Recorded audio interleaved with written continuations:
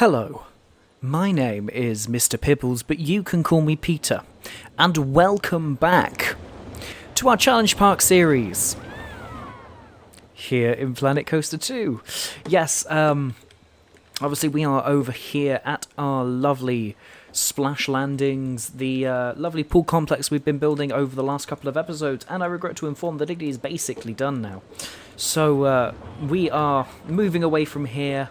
I'll possibly get a little bit more work done in the background to sort of properly make it pop. You can see that it's all now surrounded by forest and cut off from everything else, which is quite fun. So what are we doing today? Well, you may see there's some stuff over here, and that is because we are moving on to the next little area of this park, and it's going to be an interesting one because we are building a number of gardens within this in the next couple of episodes. So sort of your classic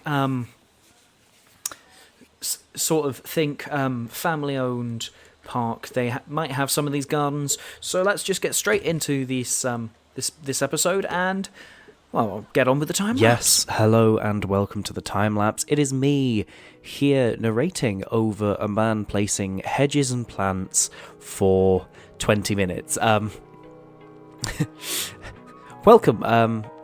I promise this episode is going to be a lot more interesting than, you first think it is, because we're starting really sort of a new part of Pibbleville. It's episode 20, and we've gotten to this point now where, it's really quite interesting what we've been doing with the park, but we can really start doing more, and that is where kind of this whole bit came in. Now, I know I've said in the past that, I don't like to come in and plan these things, but I do think this required a bit of planning, and I am happy with how this all kind of starts to turn out. So you may ask yourself, why are we building some gardens? Well, that is because we are starting to look at the history behind Pibbleville and all of it, kind of all of the surrounding area. And don't worry, I have in fact decided that it would be a fun idea to kind of create lore, if you will, for this whole kind of this whole park and the surrounding area of Pibbleville. And so that's really what I'm going to be doing here in the time lapse, is sort of giving you context behind what's what, why's what, and why this all exists. So, in terms of kind of how Pibbleville all started, that it is generally accepted that there are sort of ties all the way back into Roman Britain, but that is something we can sort of look into more the further we get into this project, because that is something we will talk about within the next couple of episodes. But first, where we're starting off today is actually in the mid-9th century, when a number of villages start to pop up around the area. It is generally kind of accepted by historians that three main villages popped up around this area. The three villages of Holkenthorpe, Nutsby, and Wharton. They were all sort of founded by these Norse settlers who sort of landed in the area, sort of then kind of came inland and found their way over here and decided to set up land. So Holkenthorpe and Nutsby were mostly known for sort of being these farming towns, and Wharton was known mostly for its natural springs, something that will pop up again later. Now, kind of moving forward in history, there's not actually a lot that happens within these three villages over the next sort of, well, almost 100 years. There's not really much that happens. In British history happens. They kind of sit there and endure them all, things like the plagues and kind of the civil wars and all that, but no real developments properly happen in the surrounding area of these three villages until the mid 18th century when, in 1749, Thomas Arnsdale, kind of the new landowner of this area, builds his new country manor in the woods of the area. And now this kind of exists in Pibbleville as sort of a National Trust site. It was taken over a couple of, well, I'm thinking it was probably the 70s that it got bought up, and then when the National Trust kind of took it over, it's preserved and it's something that you can go look at. So at some point we will be looking at kind of getting that all in, but that isn't really where our story properly begins. It's not until 1845 when one of Thomas Arnsdale's descendants, Michael Haring, sells the land of this surrounding area. So the idea is that, you know, these men own kind of the land that encompasses these three villages, that being Holkenthorpe, Knutsby and Wharton, and these three villages, while being owned by Haring, were then sold off. This land was bought by an architect called Arthur Parsley, who was looking to make a holiday destination for Brits, kind of within this era, who were looking to kind of get away, usually wealthy Brits, which is fun. So kind of Haring kept living in the surrounding area, and this is really when our story begins. So we will save the next bit of that for when we sort of get into working on the next garden. So what are we doing here? Well, this is the first garden that we're sorting out, and this is a Mediterranean garden. For real-world inspiration, I was very much inspired by Heartlands in Cornwall. They have a number of wonderful gardens that you can walk through that are themed around different countries.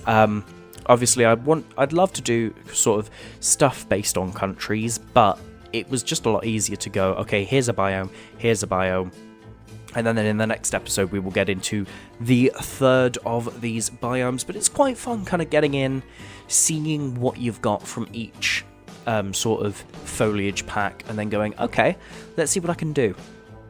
So it's like here, this is the, as I said before, the Mediterranean garden. So you're thinking very Greek things. You've got like the yucca plants, the olive trees, the fig trees, and the tamarinds and all that, as well as the grapevines that sort of sit along the hedge.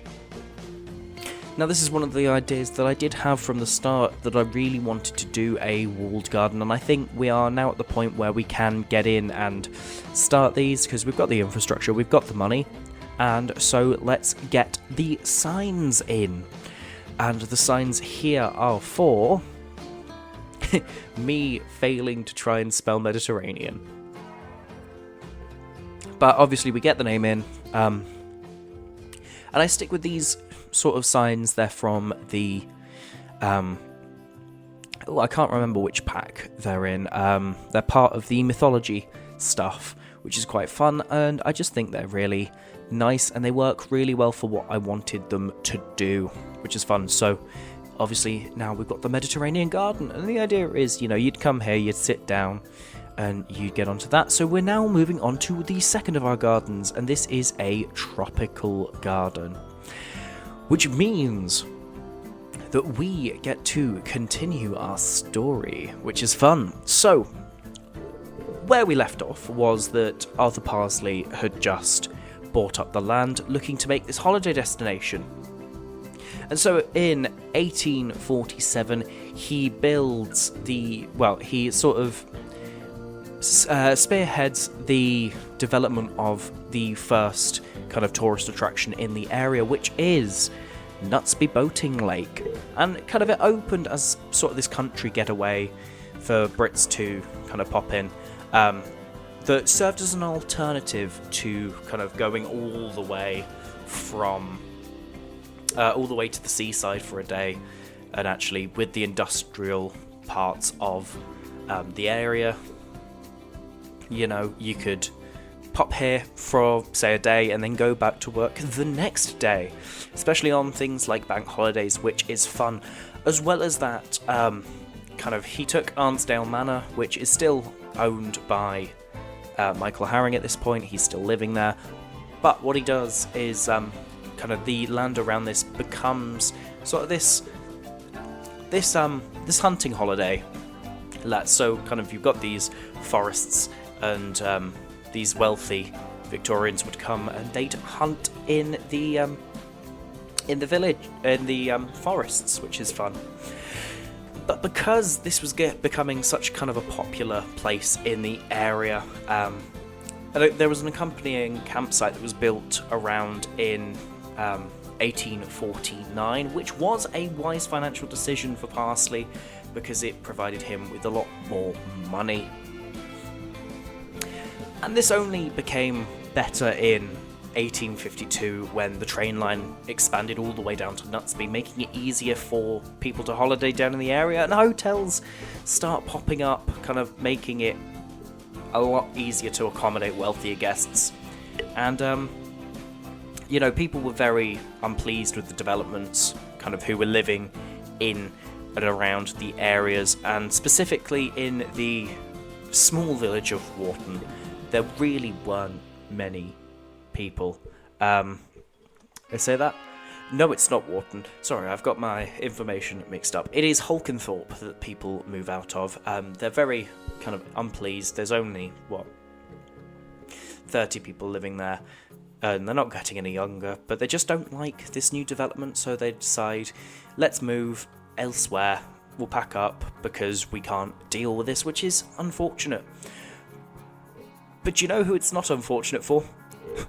Michael Arthur Parsley, who begins to sort of market these trips to Holkenthorpe as part of a holiday package, and starts making it out like the place is a ghost town in 1853. So by doing nothing to this abandoned village, he can make masses of profit, which is fun. And that is where we will leave it for now, as we sort of get towards 1854, and that is where we will talk about in a sec. But what am I doing? Well, I have always had an affinity for playing Roller Coaster Tycoon and the Roller Coaster Tycoon games, and there is one thing in these games that I always had such an affinity for, and it is the jumping fountains. You place them down, they jump over the path. It's so charming, and I just really wanted to try and get in and create sort of my own version of these, and this is what we come up with. It's only 6 of them, but it loops, and it turned out better than I could have expected, if I'm being honest. So I really, really can't complain too much. But this here is our tropical garden, so we're getting in, we're placing all of these king ferns, these beach cabbages, and a lot of things. And I realise that tropical really is the vibe that we've been going off for the last couple of episodes, of course. Our lovely piratey area is full of palm trees and stuff, which are from the Tropical Nature Pack, as well as our splash landings, which also uses a lot of this tropical foliage. But I thought, actually, this existed long before that, so we can get in and we can use things that actually we wouldn't have used there, like these tamarind trees, like capox and stuff, coming in and just using things that I wouldn't usually use, which is fun, and I really do enjoy coming in and doing this sort of thing. And I think the whole reason behind me wanting to do this was it's something different. Is it functional? Not really. Do guests wander through here? I mean, I haven't seen any yet, which is unfortunate, but hopefully they will soon. There's really nothing to do here, but I'm thinking that this would sort of be a nice place to go if you needed some time, sort of away from the attractions and all that. So, the way that I thought about this really was like I wanted something similar to the gardens at Alton Towers. You don't go to Alton Towers for the gardens, but you might wander through there once in a while, head down through them to get from one area to another. And that's really sort of the way that I wanted these to go. And I wanted these to feel like they were part of this whole area. And they were an integral part of everything that exists. And ultimately, again, I do really, really like the way that this turns out, with what we've been saying, with what I've been saying about the history of this whole fictional area, which, if you've made it this far, I do appreciate you sticking around, hearing me sort of rant about the history of this fictional place. But yes, sort of, the way that I've been going about this is that actually parks like this aren't necessarily always just rides, and I think it kind of needed something to make it feel a lot nicer and a lot more sort of interesting to sort of go to if you're not sort of into the rides and stuff. And I thought, actually, this is the best way to do it. You possibly have a couple of kids' playgrounds around, which obviously we can't necessarily do in the game. I'm hoping we get functionality for that at some point. Even if not, I might pop in and do something with that. And we have started the final thing that we're doing in this episode, which is the Pibula Maze, which is really fun. I've always really wanted to kind of get in and do a maze in this game, and I've really been hoping for sort of the ability to get functionality for things like mazes and haunted houses that you walk through and stuff like that. But obviously we've never had anything like that in the game, which is unfortunate, but I can't complain too much because this turns out really nicely, and you'll see it throughout this episode as we get back on with our history. We've only got a few little bits to go for now. So, moving on with our history, we are picking right back up where we left off in 1854. Now, this is when Arthur Parsley gets his hands on the natural springs over in Wharton, and he kind of figures out that they're there and goes, I could use that, and starts drawing up plans for a spa hotel, sort of this destination where wealthy Victorians can come and feel the quote-unquote natural health benefits of natural spring water. And so kind of he draws up these plans, and in 1855 the Wharton Hydro Hotel opens, accepting guests from all over Britain to kind of come to this place and really, feel the natural spring water and its cleansing powers, or whatever Victorians believed. And really, this is the last bit of significant history we get for a while. But, things keep going on, business as usual in and around these areas. The boating lake has kind of remained a popular attraction. The campsites seeing all of this regular traffic. The haunted village, over in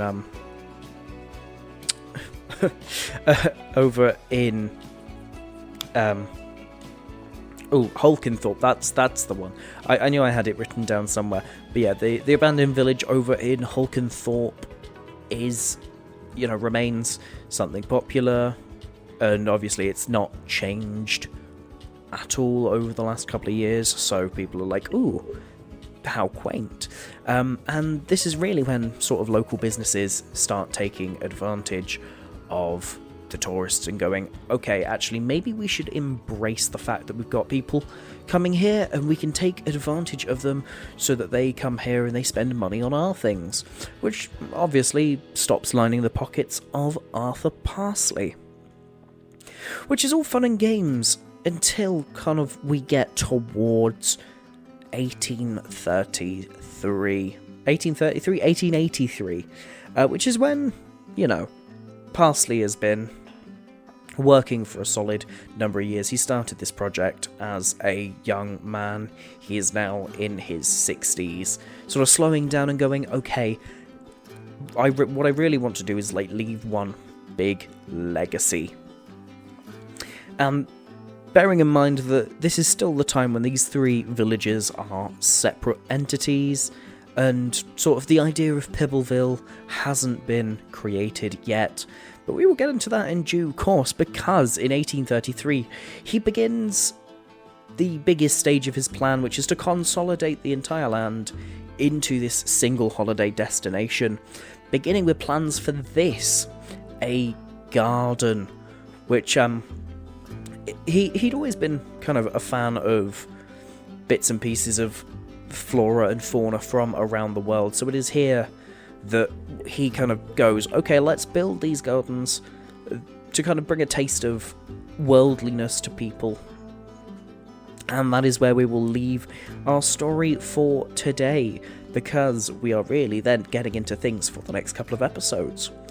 So this maze that we're building then, what are we doing with it? So, you will notice that I laid down the path, and then I laid down the hedges around it, and then we put in a couple of vending machines. Now I'm hoping that by putting some vending machines within here, and then putting a couple of other things like benches and stuff around, that will encourage people and guests sort of come into the maze looking for these things, and then we'll actually get functionality out of it. And as well as that, I'm hoping that people will start using this as a way to get between parts of the park, because it will look good once we've got people wandering around, which should be nice. Now, I've got this little area here with the circle. It's not the centre of the maze, but it is the quote-unquote destination you need to find.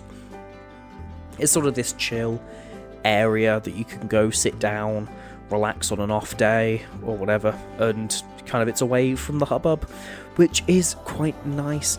And then obviously we've put all these canopies around as a way to sort of bring people into the area and kind of make it so it's not just hedges that you're looking at. And alongside this, we've also got these topiaries that are going in, which is quite fun. Now, moving down to the vending machines, I didn't want to leave these as just vending machines, because, you know, that's quite boring. So what I do is I put these doors and hatches and stuff on them so that it looks like guests are interacting with something other than a vending machine, which is quite fun. A little bit sneaky of me, I know, but there we go. And yeah, getting these in, it does look a little bit different, and I can't wait to see guests go up and actually kind of interact with these vending machines, because it will be slightly different. Now, this Sorcerer's Keep thing is going into here. Again, I just really wanted something that felt a little bit different, and by getting these bits and pieces in here, it just adds to the maze and makes it feel a little bit more interesting. And that is then when we come in with this stone archway. I believe it's from the Fairy Tale pack, and kind of consolidating it with this Sorcerer's Keep thing. It just feels like it's the thing that's supposed to kind of lead you into this secluded area, which is quite fun. And yeah, we're just looking through all the different archways we could put in. But finally, we get to the fun bit of kind of placing all of these invisible paths down and bringing everything together with some soil, so it doesn't look like you're on any path. Which is kind of fun, because we are getting towards the end of this episode now. So if you have enjoyed, then you know, follow my directions once we get out of this, to like, subscribe, and comment. But I will see you in real time. Okay, so welcome back to Real Time, where we have built ourselves the start of this garden. I know we haven't got any like real rides done this episode, but we have got a bit done. So, for example, we've got this Mediterranean garden here with all these Mediterranean bits, these grapevines, everything like that. Then you come through here, you've got the tropical garden, of course, with all the palms and all of that. And over here, we've got the Pibula Maze. Now, I'm presuming that I probably explained that name in the